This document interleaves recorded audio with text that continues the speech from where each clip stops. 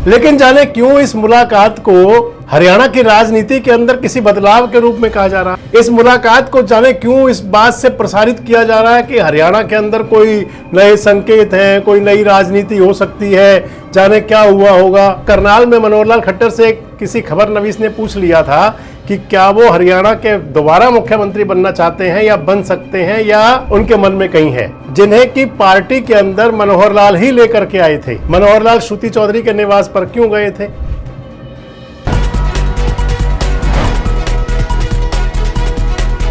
दोस्तों नमस्कार, मैं संजय मग्गू और मौजूद है देश रोजाना के डिजिटल मीडिया मंच पर। आपसे बात करने चला हूं हरियाणा की एक सियासत को लेकर के। दरअसल सोशल मीडिया में पिछले 2 दिन से एक फोटो बहुत वायरल है और वो फोटो है हरियाणा की मंत्री हैं श्रुति चौधरी और उनके निवास पर पहुंचे थे हरियाणा के पूर्व मुख्यमंत्री और इस समय मोदी सरकार के अंदर कैबिनेट वजीर, भारत सरकार के अंदर जो बहुत महत्वपूर्ण मंत्रालय संभालते हैं मनोहर लाल जी, वो श्रुति चौधरी के निवास पर पहुंचे हुए थे। जो फोटोज वायरल हैं उसके अंदर श्रुति चौधरी जी भी खड़ी हैं, श्रुति की माता जी किरण चौधरी भी खड़ी हुई हैं, मनोहर लाल जी भी बीच में हैं और उसको लेकर के सोशल मीडिया में तमाम चर्चाएं हैं। कहीं कहीं प्रिंट मीडिया में भी कुछ खबरें छपी हुई हैं। उसके अंदर राजनीति के बदलते समीकरण के रूप में देखा जा रहा है। कहा जा रहा है कि हरियाणा की राजनीति के अंदर क्या किसी प्रकार का बदलाव है? मनोहर लाल श्रुति चौधरी के निवास पर क्यों गए थे? आखिर इस सबके पीछे क्या था? दरअसल अगर देखें तो हरियाणा की राजनीति के अंदर आज अगर आप कहें तो मनोहर लाल खट्टर अभिभावक की भूमिका में है, गार्जियन की इमेज है उनकी, संरक्षक की भूमिका भी कह सकते हैं। और अभिभावक की जो भूमिका हुआ करती है वो बहुत अलग प्रकार की होती है। अगर मनोहर लाल श्रुति चौधरी के निवास पर जाते हैं तो उसे आप एक मान सकते हैं कि हरियाणा की एक वजीर के निवास पर, जिन्हें कि पार्टी के अंदर मनोहर लाल ही लेकर के आए थे, एक तो वो अंदाज, और दूसरा एक अभिभावक का अपने परिवार के सदस्य के पास जाना, उस जाने के दौरान, उस मिलने के दौरान क्या क्या बातें हो सकती हैं। पारिवारिक बातें भी हो सकती हैं, घर की बातें भी हो सकती हैं, समाज की बातें भी हो सकती हैं, और जब 2 सियासतदान होंगे, 2 राजनेता होंगे तो राजनीति की बातें भी हो सकती हैं। लेकिन जाने क्यों इस मुलाकात को हरियाणा की राजनीति के अंदर किसी बदलाव के रूप में कहा जा रहा है। इस मुलाकात को जाने क्यों इस बात से प्रसारित किया जा रहा है कि हरियाणा के अंदर कोई नए संकेत हैं, कोई नई राजनीति हो सकती है, जाने क्या हुआ होगा। दरअसल मैं आपसे कह रहा था कि हरियाणा की राजनीति में अगर भारतीय जनता पार्टी और मनोहर लाल खट्टर को आप जोड़ करके पहले देखें तो आप मान लें कि जब हरियाणा के अंदर भारतीय जनता पार्टी 1987 के बाद में पहला हरियाणा के अंदर बीजेपी का जो उत्थान था वो 1987 का था। 1987 में डॉक्टर मंगल सेन हरियाणा के भारतीय जनता पार्टी के कर्ता धर्ता हुआ करते थे। बड़ा चेहरा वही थे उस समय के डॉक्टर मंगल सेन जी, और उस समय एक समझौता हुआ था चौधरी देवीलाल और डॉक्टर मंगल सेन के बीच में।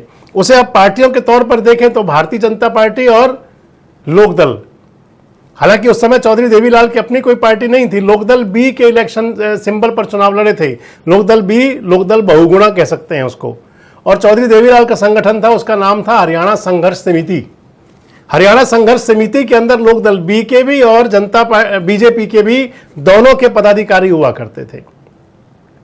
कर्ता धर्ता उसके चौधरी देवीलाल थे और उनके साथ सहयोगी के रूप में डॉक्टर मंगल सेन हुआ करते थे। उस समय हरियाणा के अंदर भारतीय जनता पार्टी, अगर आप माने तो बीजेपी बनने के बाद पहली बार सत्ता की भागीदार हुई थी। उसके बाद 1996 में हरियाणा के अंदर चौधरी बंसीलाल के नेतृत्व में सरकार बनी थी और उस सरकार के अंदर भागीदार थी भारतीय जनता पार्टी। हालांकि चेहरा नहीं थे, लेकिन पार्टी की जो बैक फेस था, फ्रंट फेस नहीं थे उस समय मनोहर लाल, लेकिन उस समय कर्ता धर्ता मनोहर लाल खट्टर हुआ करते थे। ना वो विधायक थे, ना वो सांसद थे, लेकिन उस समय हरियाणा बीजेपी के संगठन मंत्री हुआ करते थे मनोहर लाल खट्टर। और उसी को लेकर के एक सोशल मीडिया में चर्चा भी चली थी। आपको जोड़ूंगा सारी बात से ला करके कि मनोहर लाल, क्योंकि मनोहर लाल खट्टर जो हैं वो अपनी बात को बेबाक अंदाज में कहा करते हैं। उनकी बात में कोई घुमाव फिराव नहीं होता, कोई लाग लपेट नहीं होती। किसी प्रकार का जो मनोहर लाल का बातचीत का अंदाज हुआ करता है वही भाषण का अंदाज है और वही बातचीत का अंदाज है। बड़े सरल और सहज तरीके से बात करते हैं। दरअसल मनोहर लाल खट्टर पिछले दिनों जब फरीदाबाद में थे इमरजेंसी के कार्यक्रम में, इमरजेंसी की वर्षगांठ थी, उसमें मनोहर लाल जी ने एक बात बोली थी कि जब मैं हरियाणा का संगठन मंत्री हुआ करता था और हम चौधरी बंसी लाल के साथ मिलकर के सरकार बना रहे थे, तो उस समय चौधरी बंसी लाल जी से मैंने पूछा था कि चौधरी साहब, चौधरी बंसी लाल जी, इमरजेंसी, क्योंकि उसकी पीड़ित रही थी भारतीय जनता पार्टी, राष्ट्रीय स्वयंसेवक संघ और तमाम विपक्षी लोग। उस विपक्षी गठबंधन के अंदर जनता पार्टी जो हुआ करती थी उसमें भारतीय जनता पार्टी भी हुआ करती थी, उस समय का जनसंघ। आपको ध्यान होगा जब जनता पार्टी ने मिलकर के चुनाव लड़ा था, जो पुरानी पीढ़ी के लोग हैं, तो उस समय सभी पार्टियां मर्ज हो गई थी। जनसंघ भी उस समय मर्ज हुआ था जनता पार्टी के अंदर। बाद में वो भारतीय जनता पार्टी के रूप में अपने अस्तित्व में वापसी, जनसंघ का पार्ट 2 कह सकते हैं उसे आप। तो मनोहर लाल खट्टर जी कह रहे थे कि चौधरी बंसी लाल से उन्होंने पूछा था कि इमरजेंसी, क्योंकि उस समय इमरजेंसी के दौरान में माना जाता था कि हरियाणा के अंदर या पूरे देश में जो इमरजेंसी लगी उसमें कहीं चौधरी बंसी लाल भी थे, और चौधरी बंसी लाल जी ने भी मनोहर लाल खट्टर जी को जवाब दिया था कि अब कभी इमरजेंसी नहीं लगेगी। मैंने कहा चौधरी साहब, आपातकाल देश में लगी थी 75 में, और सबसे ज्यादा पीड़ित कोई थे तो हम लोग थे। आज हम दोनों मिलकर चल रहे हैं, कल को मीडिया वाले पूछेंगे इसका क्या जवाब है।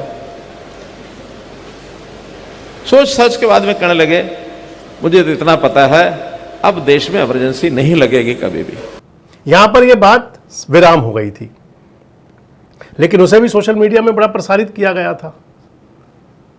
कहा गया था कि मनोहर लाल खट्टर जी ने ऐसा ऐसा चौधरी बंसी लाल से कहा था कि नहीं कहा था। लेकिन जो मैं आपको बता रहा था कि मनोहर लाल खट्टर जैसा मैंने आज तक देखा है कि उनका बेबाक अंदाज है, सरल तरीका है, सीधे अंदाज में बात करते हैं, कोई घुमाव फिराव होता नहीं।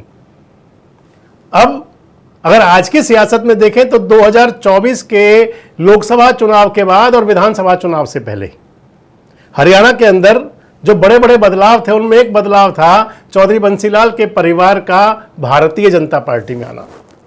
किरण चौधरी और श्रुति चौधरी, चौधरी बंसीलाल की सियासी विरासत। श्रुति चौधरी के बारे में किसी वीडियो में आपसे बात करूंगा कि आखिर कैसे चौधरी बंसीलाल की विरासत संभालती हैं वो। लेकिन बात उस दौर की कर रहा हूं कि 2024 के लोकसभा चुनाव के बाद और विधानसभा चुनाव से ठीक पहले गार्जियन की भूमिका में आ चुके थे मनोहर लाल, क्योंकि मुख्य चेहरा बन गए थे नायब सिंह सैनी, हरियाणा के मुख्यमंत्री। चौधरी बंसीलाल के परिवार ने, किरण चौधरी और श्रुति चौधरी ने भारतीय जनता पार्टी ज्वाइन कर ली थी और उनको भारतीय जनता पार्टी में लाने वाले मनोहर लाल खट्टर थे। अभिभावक मैं आपसे पहले ही कह रहा हूं कि गार्जियन के रूप में है वो। अब अगर आज मनोहर लाल मिलने जाते हैं तो फिर आप उसको सीधा एक ही अंदाज मान लीजिए बस। इसके अंदर ज्यादा राजनीतिक जमा घटा करने की कोई जरूरत होती नहीं है, क्योंकि पिछले दिनों करनाल में मनोहर लाल खट्टर से किसी खबर नवीस ने पूछ लिया था कि क्या वो हरियाणा के दोबारा मुख्यमंत्री बनना चाहते हैं या बन सकते हैं या उनके मन में कहीं है। तो उसका जवाब बड़े सहज अंदाज में हंस करके दिया था मनोहर लाल जी ने कि जैसे क्या बेकार का सवाल है भाई।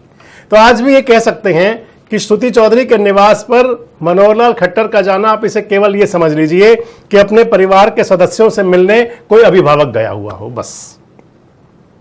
क्योंकि भारतीय जनता पार्टी की राजनीति में अगर आप देखें तो यहां कोई ना तो गुटबाजी की बातें ज्यादा चलती है, भले ही नीचे लेवल पर कार्यकर्ताओं के बीच कुछ होता हो, मंत्री विधायकों तक कोई बात चलती हो, लेकिन जो नीति निर्धारक हैं या जो भारतीय जनता पार्टी के राष्ट्रीय स्वयंसेवक संघ के ढांचे में चले बड़े पले लोग हैं, उनके लिए ये सब कुछ बेमानी बातें हैं। तो इस अंदाज से आप मान लीजिए कि पहली बात तो मनोहर लाल कहीं जाते हैं तो उसके पीछे किसी प्रकार का राजनीतिक सोच से आगे बढ़े तो राजनीतिक षड्यंत्र, जिस अंदाज में कहा जा रहा है कि क्या हो सकता है, क्यों गए होंगे। अभिभावक जब भी कभी जाता है तो सबसे पहला तो हुआ करता है कि परिवार के लोगों से मिलना जुलना हो जाए, और दूसरा होता है कि अगर कहीं कुछ मन में चल रहा हो तो उन विचारों को साझा कर लिया जाए। क्या आप भी इसी बात से सहमत हैं, और या हरियाणा की राजनीति में कुछ नया चलने बढ़ने की बात में आप कुछ विश्वास करते हैं? कमेंट बॉक्स में अपनी राय जरूर दें। जुड़े रहें हमारे साथ, देखते रहें देश रोजाना। हमारे साथ जुड़े रहने के लिए सब्सक्राइब करें देश रोजाना के YouTube चैनल को और नई वीडियो की नोटिफिकेशन पाने के लिए बेल आइकन जरूर दबाएं। अगर आप ये वीडियो फेसबुक या इंस्टाग्राम पर देख रहे हैं तो पेज को लाइक और फॉलो जरूर करें और ज्यादा से ज्यादा शेयर करें।